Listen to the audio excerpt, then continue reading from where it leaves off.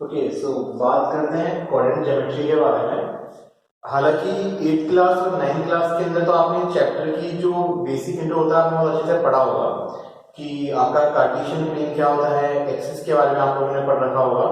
Axis क्या होती है आपकी, उनके इंटरसेक्शन पॉइंट को क्या बोलते हैं, आपके कौन सी एक्सिस पे किस तरीके के कोऑर्डिनेट जीरो होते हैं, दैट इज एक्स कहाँ पे जीरो होता है, वाई कहाँ पे जीरो होता है, एक्स कोऑर्डिनेट का और क्या नाम होता है, वाई कोऑर्डिनेट का और क्या नाम होता है। ये सब चीजें आप लोगों ने ऑलरेडी पढ़ रखी है 9th क्लास में ना। स्टिल एक बार अपन थोड़ा सा इसका ब्रीफ इंट्रोडक्शन देखेंगे कि किस किस टर्म को किस किस तरीके से हम लोग पहचान सकते हैं। ओके, अब सबसे पहले अगर हम बात करें कोऑर्डिनेट ज्योमेट्री की, तो जिस प्लेन के ऊपर इसको स्टडी करा जाता है उसको बोला जाता है कार्टेशियन प्लेन। इस चीज का ध्यान रखना, the plane on which we study the coordinate geometry is called the Cartesian plane.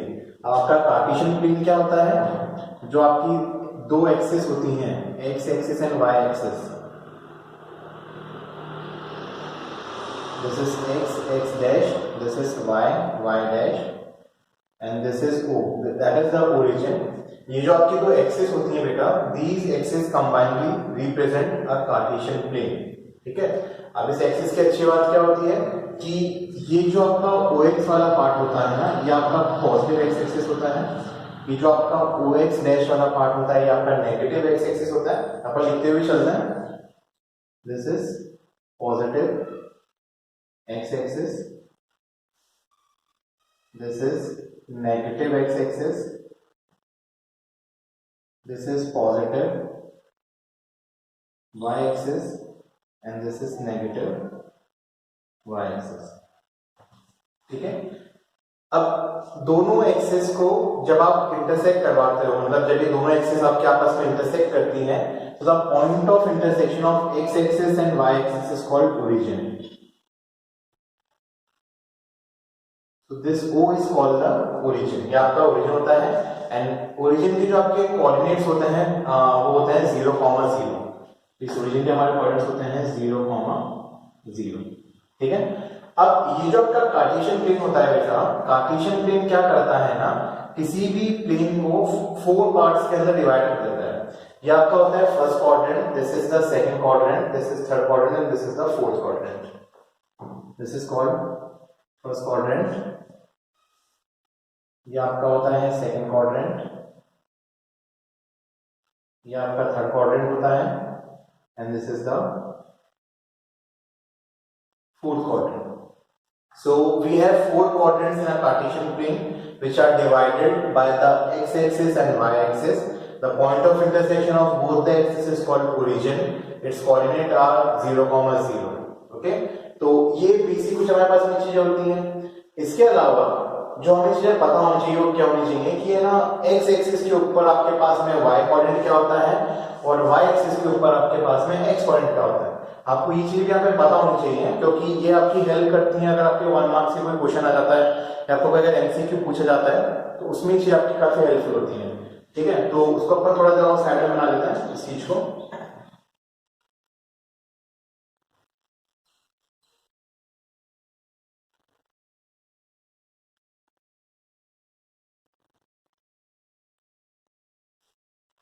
Okay so आपकी जो बेटा एक्स एक्सिस होगी ना, मैं कंप्लीट एक्स एक्सिस की बात कर रहा हूँ, मैं यहाँ पे positive X axis and negative X axis की बात नहीं करूंगा।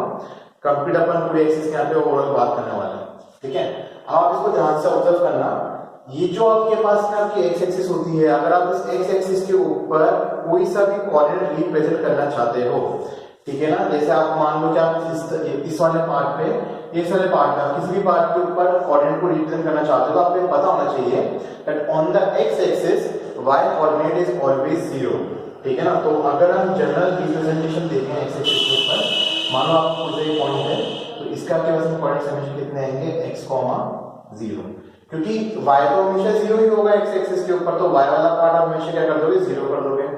इसी तरीके से अगर आप इस y एक्सिस की बात कर रहे हो और इसके ऊपर आप कोई से भी जनरल कोऑर्डिनेट मार्क करना चाहते हो तो उसका x कोऑर्डिनेट हमेशा क्या होगा, 0 होगा आपका।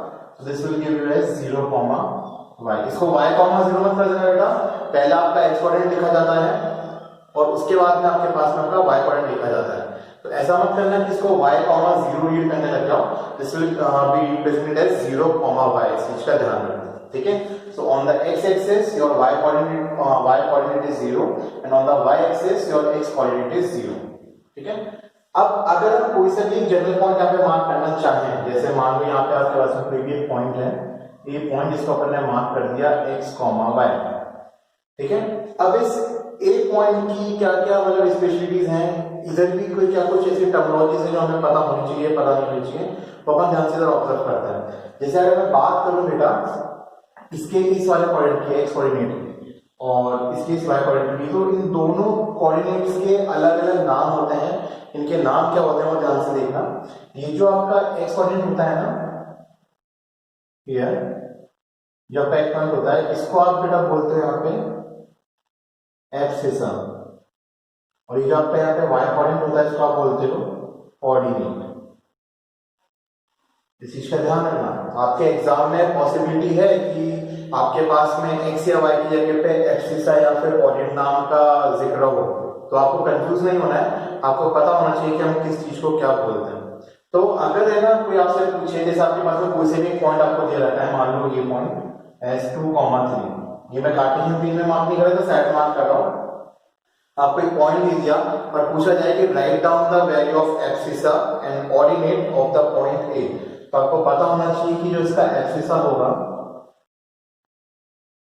किसके बराबर होगा, 2 के बराबर, और जो इसका ऑर्डिनेट होगा वो किसके बराबर होगा, 3 के बराबर। तो आपको पता होना चाहिए कि जो एक्स कोऑर्डिनेट होता है बेटा उसको हम एब्सिसा बोलते हैं, और जो वाई कोऑर्डिनेट होता है उसको हम क्या बोलते हैं, ऑर्डिनेट बोलते हैं। ठीक है, इस चीज का ध्यान रखना। इसके अलावा अगर आप इसको ध्यान से ऑब्जर्व करो इस वाले को, और हम यहाँ से कुछ एक्सट्रैक्ट करना चाहें, कहने का मतलब है हमें पता है ये पॉजिटिव एक्स एक्सिस है, this is positive Y axis, this is negative X axis, this is negative Y axis. तो इस बिहाफ पे हम क्या कर सकते हैं ना, हमारे कोऑर्डिनेट्स डिसाइड कर सकते हैं। क्या चीज कि कौन से क्वाड्रेंट के अंदर आपके पास में किस टाइप के कोऑर्डिनेट्स निकल के आएंगे। कहने का मतलब है कि ये अपना फर्स्ट क्वाड्रेंट होता है, सेकंड क्वाड्रेंट, थर्ड क्वाड्रेंट और ये आपका फोर्थ क्वाड्रेंट होता है। तो जब आप फर्स्ट क्वाड्रेंट की बात करते हो तो आपका x भी पॉजिटिव है और आपका y भी पॉजिटिव है। कहने का मतलब है कि जब आपके दोनों क्वाड्रेंट्स पॉजिटिव होते हैं तो उसको हम कौन से क्वाड्रेंट में मार्क करेंगे, हमेशा फर्स्ट क्वाड्रेंट में मार्क करेंगे, क्योंकि आपका x भी पॉजिटिव आएगा और आपका y भी पॉजिटिव आएगा। उसके बाद जब आप सेकंड क्वाड्रेंट में मूव करते हो तो हमेशा ध्यान रखना बेटा, लिखा हमेशा सबसे पहले x क्वाड्रेंट ही जाता है। तो यहाँ पे आप देखोगे क्या कि x एक्सिस तो नेगेटिव है, बट हाँ आपकी y एक्सिस पॉजिटिव है, तो सेकंड क्वाड्रेंट में जो भी आपके पास में पॉइंट आएगा वो हमेशा कैसा आएगा, नेगेटिव और प्लस के साइन के साथ आएगा। तो आपका x हमेशा नेगेटिव होगा और आपका y हमेशा पॉजिटिव होगा। देन आप जब आप थर्ड क्वाड्रेंट में मूव करोगे तो आप देखोगे आपका x एक्सिस भी नेगेटिव वाली आ रही है और y एक्सिस भी आपकी नेगेटिव वाली आ रही है। तो आपके जो थर्ड क्वाड्रेंट में कोऑर्डिनेट्स होंगे वो हमेशा कैसे होंगे, नेगेटिव होंगे। तो आपका x भी नेगेटिव होगा और आपका y भी नेगेटिव होगा। जब आप फोर्थ क्वाड्रेंट में मूव करोगे तो आपकी x एक्सिस तो पॉजिटिव है बट आपकी y एक्सिस नेगेटिव है। तो फोर्थ क्वाड्रेंट में जो आपके पास में पॉइंट आएगा वो हमेशा कैसा आएगा, प्लस कॉमा माइनस के साथ में आएगा। ठीक है, अगर हम एग्जांपल की बात करें तो जैसे फर्स्ट क्वाड्रेंट में आपके पास में कोई भी पॉइंट आ सकता है 5, 6, दोनों ही पॉजिटिव है। सेकंड के अंदर आपके पास आ सकता है -4, 3, x नेगेटिव और y पॉजिटिव है। थर्ड के अंदर आपके पास में दोनों ही कोऑर्डिनेट्स नेगेटिव होंगे, आप जैसे लिख सकते हो -2, -3, है ना। फोर्थ के अंदर आपके पास में x तो पॉजिटिव होना चाहिए बट आपका y नेगेटिव होना चाहिए, तो आप यहाँ पे लिख सकते हो जैसे यहाँ पे 6, -7। So these are some examples जिससे हमें ये पता पड़ सकता है कि कौन से कोऑर्डिनेट में आपके पास में किस तरीके के मिक्सचर ऑफ कोऑर्डिनेट्स मिलते हैं। ठीक है, इसका ध्यान रखना। उसके अलावा ये तो आपके पास में बेसिक टर्मिनोलॉजीज थी कि ना किस चीज को क्या क्या बोला जाता है। ठीक है, इसके अलावा हमें बेटा जो एक और चीज पता होनी चाहिए, हमें आइडिया होना चाहिए पैरेलल लाइंस का। अब पैरेलल लाइंस का कौन सा आइडिया होना चाहिए वो मैं आपको बताता हूँ। कहने का मतलब है कि एक्सिस के पैरेलल अगर कोई लाइन ड्रॉ करी जा रही है तो उनकी इक्वेशंस आपको बाय हार्ट याद होनी चाहिए, इस चीज का ध्यान रखना। अब एक्सिस के पैरेलल इक्वेशन लाइन बनाने का मतलब क्या है उसको ध्यान से ऑब्जर्व करना एक बार।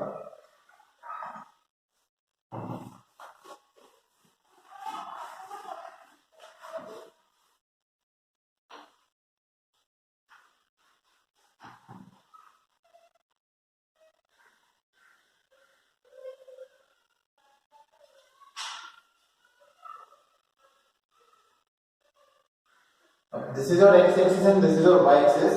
अब अगर अपने ना बेटा एक्सिस के पैरेलल ना लाइन ड्रॉ करें ठीक है। जैसे ये आपकी पूरी एक्स एक्सिस है कंप्लीट, अगर मैं इसके पैरेलल यहाँ पे कोई सी भी लाइन ड्रॉ करूँ, मैं इधर डॉटेड लाइन बना रहा हूँ ताकि आपको डिफरेंस पता पड़ जाए कि एक्सिस और लाइन के बीच में है। हालांकि एक्सिस पे आपकी एक लाइन ही होती है, इसलिए फर्क पता पड़ जाए, जैसे अपन डॉटेड लाइन के इधर यूज करते हैं। आप चाहो तो ब्लैक पेन का यूज कर लेना, ब्लैक और ब्लू पेन का, तो सही रहेगा, आपको डिफरेंस पता पड़ जाएगा। अब देखो ये लाइन है आपकी, and this line is parallel to x axis.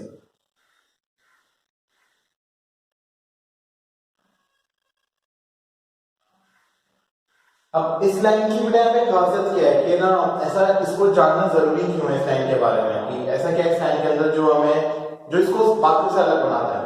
अगर आप इस लाइन को बेटा ध्यान से ऑब्जर्व करोगे ना, so this line is parallel to the x axis, it means this line is always at a constant distance from the x axis, क्योंकि पैरेलल लाइंस के बीच का डिस्टेंस जो होता है कभी चेंज नहीं होता, they are always equal distance, ये हमें अच्छे से पता है, ठीक है। सो अगर हम बात करें इस लाइन की यहाँ पे, तो एक्स एक्सिस का डिस्टेंस हमेशा फिक्स रहेगा। अब ये जो फिक्स डिस्टेंस है ना, इसको आप कुछ भी मान लो, ए बी सी डी, जो भी डिनोमिनेशन लेना चाहो ले सकते हो। Generally we use the small alphabet a, हम हमेशा यहाँ पे स्मॉल लेटर से यूज करते हैं। तो मान लो कि ना ये एक्स एक्सिस से ए डिस्टेंस की दूरी पर है, तो ये हर जगह बेटा एक्स एक्सिस से ए डिस्टेंस की दूरी पर होने वाली लाइन, क्योंकि पहले लाइन से डिस्टेंस तो चेंज होने से रहा। अब देखो आप है ना x वाली वैल्यू को कितना भी चेंज करते रहो, आप x एक्सिस के ऊपर भले यहाँ पे आ जाओ, यहाँ पे आ जाओ, यहाँ पे आप कोई सा भी पॉइंट ले लो, फर्क नहीं पड़ता। जो आपका y वाला कोऑर्डिनेट रहेगा, जो आपका यहाँ पे कोऑर्डिनेट रहेगा, वो आपका चेंज हो ही नहीं सकता, इस चीज का ध्यान रखना। कहने का मतलब है कि जो डिस्टेंस है, जो ये जो आपका कोऑर्डिनेट आएगा इस पॉइंट पे, या फिर आप इस पॉइंट पे ले लो, या फिर आप इस पॉइंट पे ले लो, या फिर आप इस पॉइंट पे ले लो, चारों ही जगह पे जो आपका y कोऑर्डिनेट आएगा वो तो चेंज हो ही नहीं सकता। आपका x कितना भी चेंज हो जाए उससे हमें फर्क नहीं पड़ रहा, आप आराम से चेक कर सकते हो। आप x की कोई सी भी वैल्यू ले लेके चेक करो, आपका y की वैल्यू हमेशा जनरली सेम रहने वाली है। कहने का मतलब है कि अगर मैं इस डिस्टेंस की बात करूं, तो ये आपका y के बराबर तो आने वाला है। तो the equation of this line which is parallel to x axis is given by y is equal to a।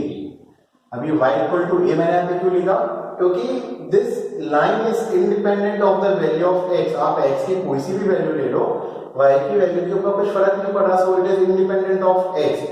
That's why the equation of line which is parallel to x axis is given by y equal to a। अगर इस line को अपन नीचे की तरफ बनाते हैं, मतलब negative y axis की तरफ बनाते हैं,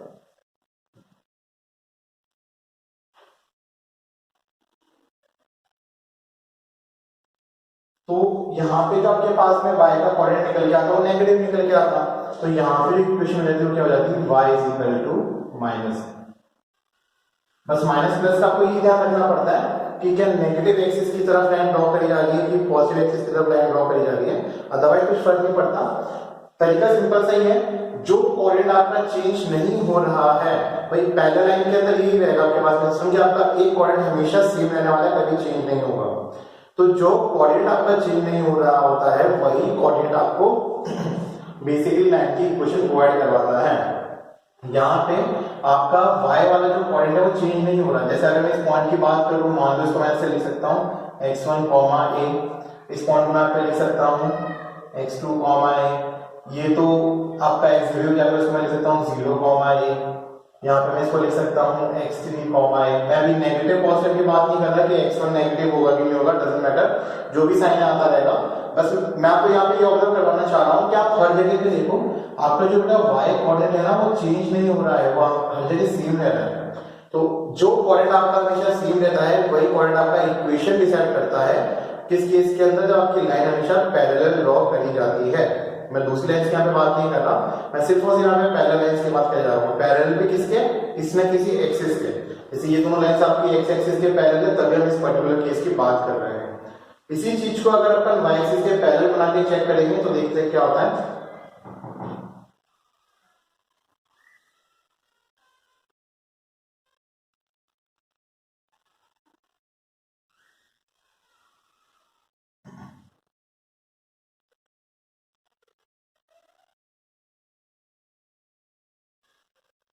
अब देखो यहाँ पे जो मैंने लाइन बनाई है ये मैंने y एक्सिस के पैरेलल बनाई है।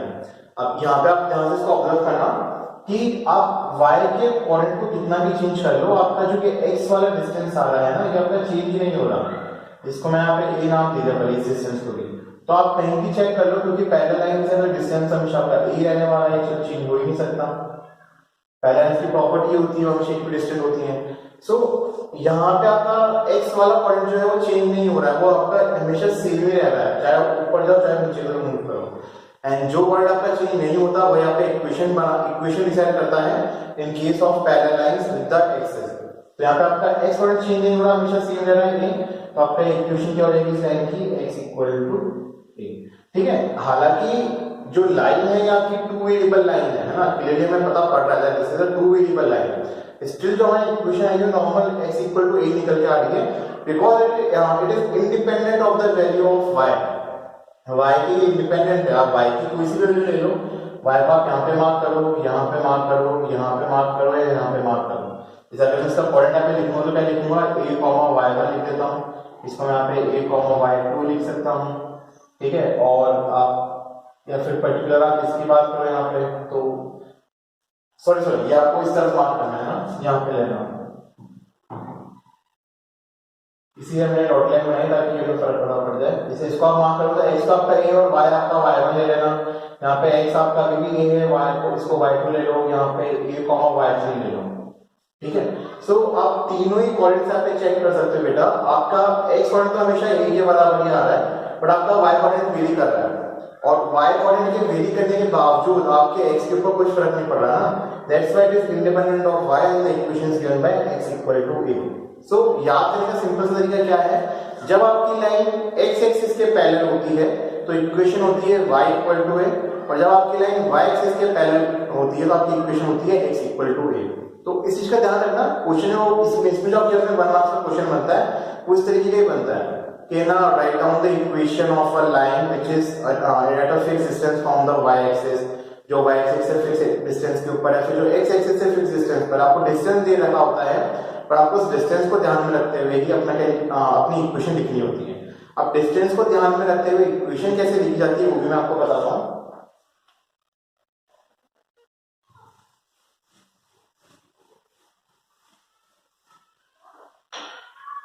जैसे मान लो आपके पास में क्वेश्चन, अब ये बनेगा 1 मार्क्स के क्वेश्चन के ऊपर थोड़ा सा फोकस कर रहे हैं, तो अपन जैसे चैप्टर में आगे बढ़ेंगे ना वैसे आपके पास में हाई वेटेज वाले क्वेश्चन आते जाएंगे। बट एक बार इसके कंसेप्ट को ध्यान से समझना।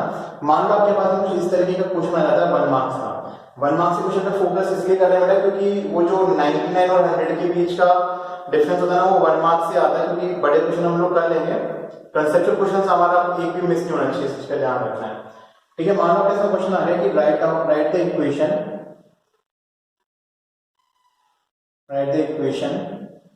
of a line which is always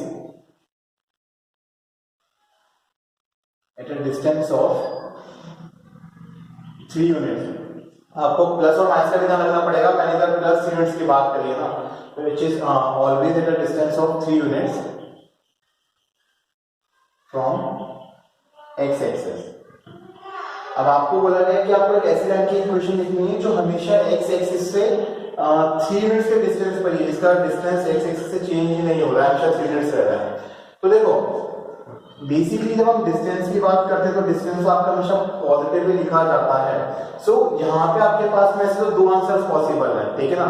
अगर हम डिस्टेंस की बात करें, बिकॉज डजंट मैटर कि ना आपका कोऑर्डिनेट क्या है, डिस्टेंस आपका हमेशा पॉजिटिव लिखा जाता है। डिस्प्लेसमेंट कैन बी नेगेटिव अगर फिजिक्स की टर्म्स की बात करें तो, पर यहाँ पे फिजिक्स की बात तो बिल्कुल भी नहीं कर रहा, नॉर्मल मैथ्स की इधर बात कर रहा हूं। तो इस चीज को बनाने का आपके पास में 2 तरीके हैं, इस तरीके से ध्यान से देखना।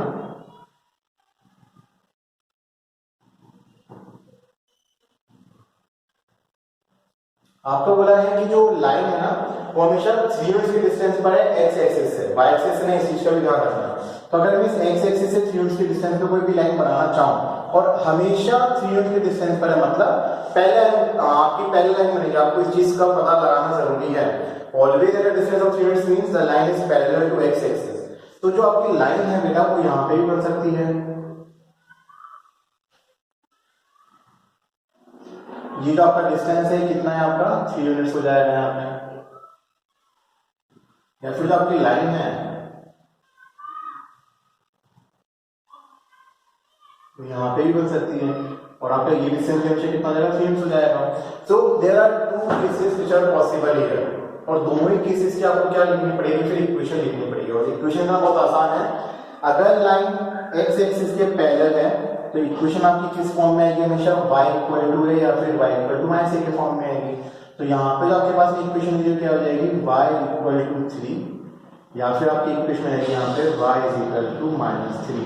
अगर बेटा नीचे वाली लाइन को कंसिडर कर रहे हैं तो रिमेंबर कि ये जो आपका कोऑर्डिनेट निकल के आएगा वो कितना निकल के आने वाला है 0, -3, और ये आपका पॉइंट निकल के आने वाला है 0, 3। तो just because of these coordinates हमारी इक्वेशंस में हल्का सा डिफरेंस आ जाता है। ये तो आपको मिलेगी y इक्वल टू 3 और ये आपको मिलेगी y इक्वल टू -3। इसका आंसर भी आपको लिखना है। अब जब आप आंसर को, तो आपको डायग्राम बनाने की जरूरत नहीं है, you can directly write down the answer y equal to 3 and y equal to -3। लेकिन होता क्या है ना, अगर हमारे दिमाग में कभी ये इमेज ड्रॉ नहीं हो पाती है तो हम कभी कभी इसका आंसर क्या लिख देते हैं, हम ये, क्योंकि हमने ये 3 यूनिट्स पढ़ा है, हमने यहाँ पे एक्स एक्सिस का हमको वर्ड दिख रहा है, तो कुछ बच्चे इसका आंसर लिख देंगे x इक्वल टू 3, या फिर कुछ बच्चे इसका आंसर लिख देंगे x इक्वल टू -3। उन्हें लगेगा कि यार ये तो x एक्सिस से डिस्टेंस है ना, जब x एक्सिस से डिस्टेंस की बात करते हैं तो फिर हम y क्यों लें। बट अगर आपका कंसेप्ट क्लियर है, आपको पता है कि y आने का रीजन क्या होता है, तो आप इसका आंसर कभी भी गलत नहीं करोगे। ध्यान रखना, जिस एक्सिस से डिस्टेंस दिया जाता है या जिस एक्सिस के पैरेलल लाइन ड्रॉ करी जाती है, हम उस कोऑर्डिनेट का इस्तेमाल नहीं करते हैं। ध्यान रखना, हम उसके दूसरे जो उसका अपोजिट कोऑर्डिनेट होता है, x के लिए अपोजिट होता है y और y के लिए अपोजिट होता है x। ठीक है, तो अगर x एक्सिस से डिस्टेंस गिवन है तो इक्वेशन होगी y equal to 3 and y equal to -3। ठीक है, इस चीज का अच्छे से ध्यान रखना।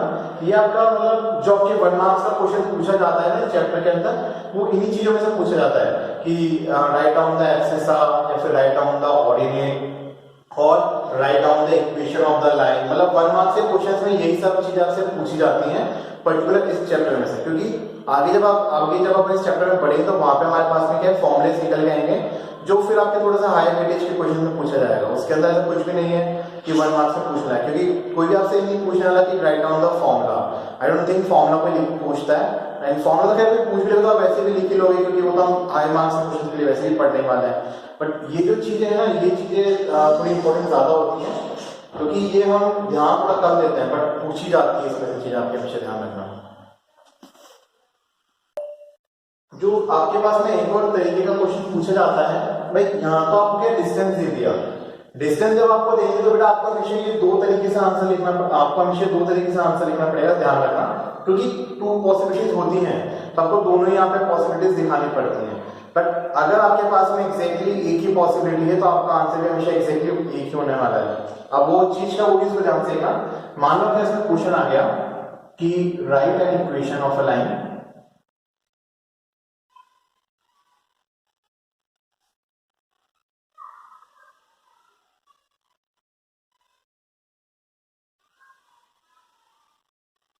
passing through 3, 4 and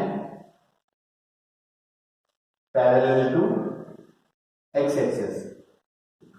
अब देखो सिर्फ 3, 4 से तो बेटा आपकी इनफाइनाइट लाइंस निकल सकती है, हमें ये चीज पता है। अगर हम थोड़ा और पॉइंट ज्योमेट्री के बेसिक्स की बात करें तो हमें पता होना चाहिए कि सिंगल पॉइंट से आपकी इनफाइनाइट लाइंस ड्रॉ करी जा सकती हैं। बट इस वजह से आप यहाँ पे आंसर क्या लिखोगे, सबका आंसर अलग आ सकता है। बट आपको यहाँ पे एक और कंडीशन दे दी है कि जो आपकी लाइन है ना वो किसके पैरेलल है बेटा, वो एक्स एक्सिस के पैरेलल है। अब कहने का मतलब है कि मान लो आपका कार्टेशियन प्लेन है, हालांकि एग्जाम के अंदर आपको कोई कार्टेशियन प्लेन वगैरह नहीं बनाना है, आपको आपका आंसर विद इन सेकेंड्स में लिखना होता है, ध्यान रखना। बट कंसेप्ट क्या है आंसर लिखने का, वो जानने के लिए आपको एक बार ये सब चीजें सीखनी पड़ेगी। अब 3, 4 की अगर हम बात करें तो definitely this point will going to lie in the first quadrant, क्योंकि एक्स और वाई दोनों यहाँ पे आपके पॉजिटिव है। और आपको बोला गया है कि लाइन बेटा किसके पैरेलल है, आपकी एक्स एक्सिस के पैरेलल है। तो एक्स एक्सिस के पैरेलल तो आपकी ऐसी भी लाइन बनने वाली है। अब इस चीज को मैं नीचे बना सकता था, ये जो आपकी लाइन है इस लाइन को मैं नीचे भी ड्रॉ कर सकता था, लेकिन जो आपकी लाइन है 3,4 से पास कर रही है, अगर मैं नीचे की तरफ इसको ड्रॉ करता तो वो तो आपके पास में नेगेटिव कोऑर्डिनेट्स आ जाते हैं, यहाँ तो नेगेटिव कोऑर्डिनेट आ जाता है और यहाँ पे आपका y नेगेटिव आ जाता, बट आपके x y दोनों पॉजिटिव है, इसलिए यहाँ पे बनानी पड़ी। मैंने इसको वर्टिकली ड्रॉ क्यों नहीं करा, क्योंकि x एक्सिस के पैरेलल है, वर्टिकल ड्रॉ करता तो वो तो y एक्सिस के पैरेलल हो जाती।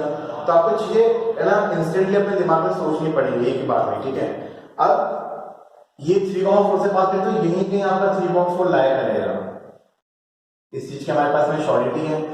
लेकिन आपको पता होना चाहिए कि लाइन जो है वो आपकी x एक्सिस के पैरेलल है, जो इक्वेशन होगी वो आपके y के फॉर्म में लिखी जाएगी। तो आप कैसे इक्वेशन लिखी जाएगी, y इक्वल टू, अब इक्वल टू के बाद में बच्चे होते हैं कंफ्यूज कि y इक्वल टू 3 लें कि y इक्वल टू 4 लें।